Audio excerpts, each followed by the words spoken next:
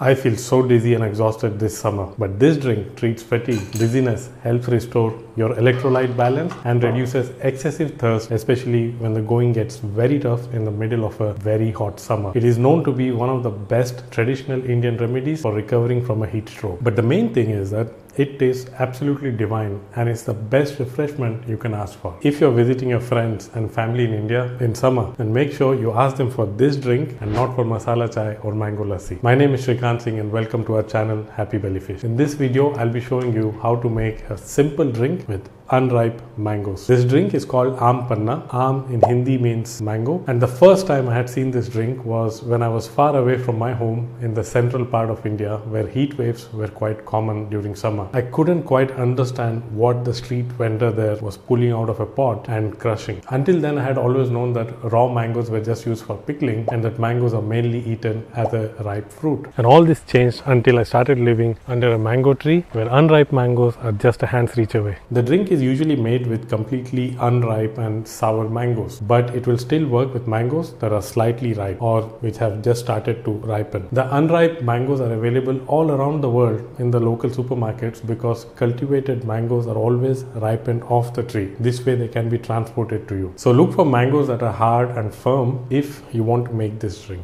To make this drink, you need to cook these unripe mangoes. One way is to place them on direct fire, but the more common way is to boil them. So I'm going to add some water in a pot, just enough to cover the mangoes. Cut the eye or the stem part of the mango and discard it. Place the mangoes into the pot and cook for 10 minutes with the lid on.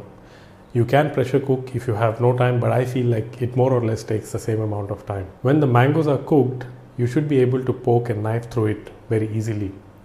Remove these cooked mangoes from the pot and allow it to cool so that you can peel the skin off and get to the pulp. And believe me, it's much more easier and faster than it looks here. I had to shoot with one hand while cooking with another, but luckily you don't have to.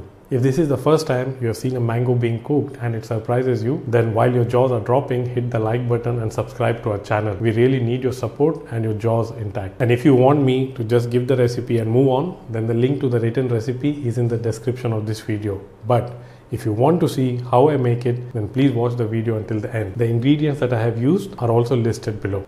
Now back to the recipe. Once the pulp is ready, get some fresh mint leaves. These are also an excellent herb to have in the summer to keep you cool. And with some little extra hands, we are going to wash and rinse them. Unripe mangoes are very sour, so we need to add some sweetener. I'm going to use my favorite, jaggery. This is unrefined sugar and has several health benefits. Sweet is not always a bad thing, as most of us presume, if it is taken in the right amount and if it is the right type of sweetener. If you have diabetes, then use a non-nutritive sugar such as sweetener that does not add to your calories intake. You may also use wild honey if you do not have jaggery. For 1 cup of mango pulp, I am adding half a cup of jaggery. You might like to adjust the amount of sweetener you're using depending on the taste palette that you have and also the type of sweetener you're using. This drink is not just sweet and sour, it's also spicy. So take a mortar and pestle, add a teaspoon of black pepper, a teaspoon of fennel seeds, 4 to 5 green cardamom pods and crush the spices coarsely. Now take a mixing bowl and add these ground spices, the mint leaves that you had washed and a very special salt called kala namak or black salt.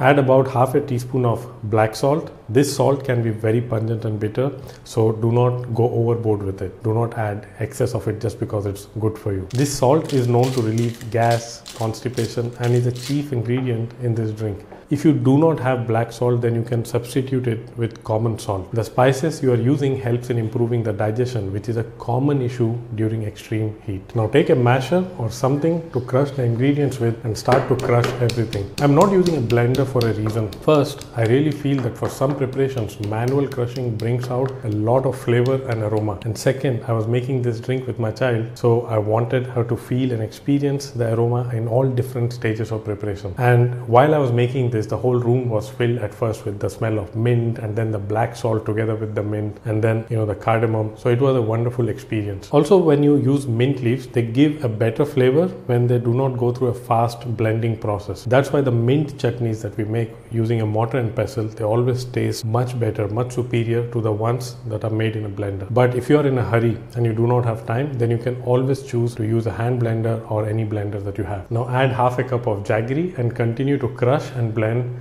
for about a minute, and the cool aroma of the mint leaves and spices is just fantastic that's coming out of this bowl.